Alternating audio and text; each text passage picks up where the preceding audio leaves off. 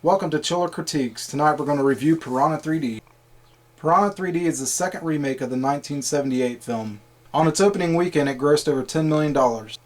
Due to this success, Dimension has given the okay for them to produce the sequel. It has been confirmed that Dimension's Films is going to hold a poll so the fans can decide what celebrity will be in the next movie. Richard Dreyfuss is in this movie, and his character Matt, based off of his character in Jaws, was also named Matt. He sings the song Show Me the Way Home in the same manner that he did in Jaws. Now here's some goofs to look out for. Instead of memorizing all these, I'm going to read them off to you. At the beginning of the movie, the sheriff falls into the water while investigating the missing boater. Shortly after that, she is seen wearing a completely dry uniform.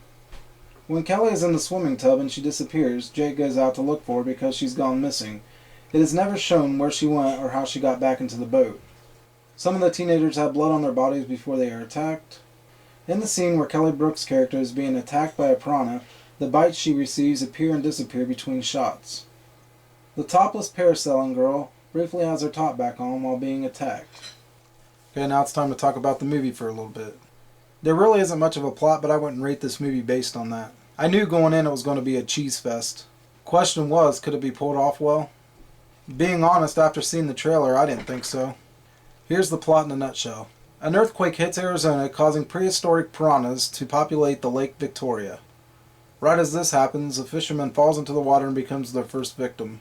It's spring break and Lake Victoria is filled with tight bikini-wearing babes and six-pack men waiting to see their tits.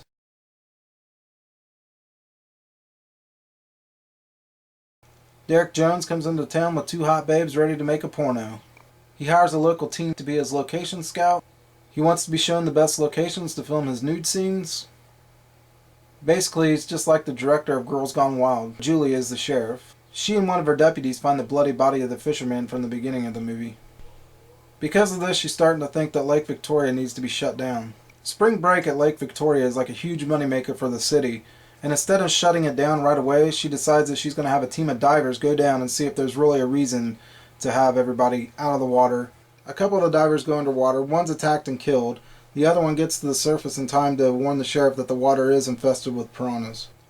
The sheriff rushes back to the location of the party, but the lake is already full, and she's telling them all to get out, but they ignore the warnings. Not only are the tourists being attacked by piranhas, but because of the panic that's going on, there's a lot of accidental deaths that are pretty nasty.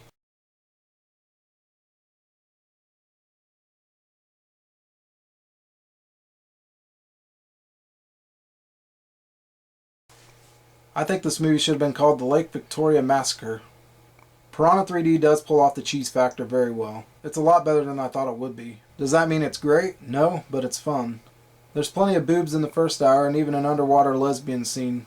I wasn't impressed with the CGI look of the piranhas. Some of them looked okay, but the other ones looked pretty fake.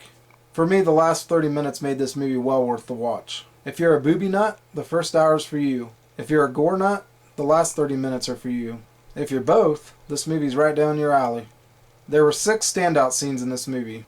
Lost Bra Slice, Boat Meat Head, Motor Piggy Tail, Piranha Mouth, Take the Skin, Penis Snack.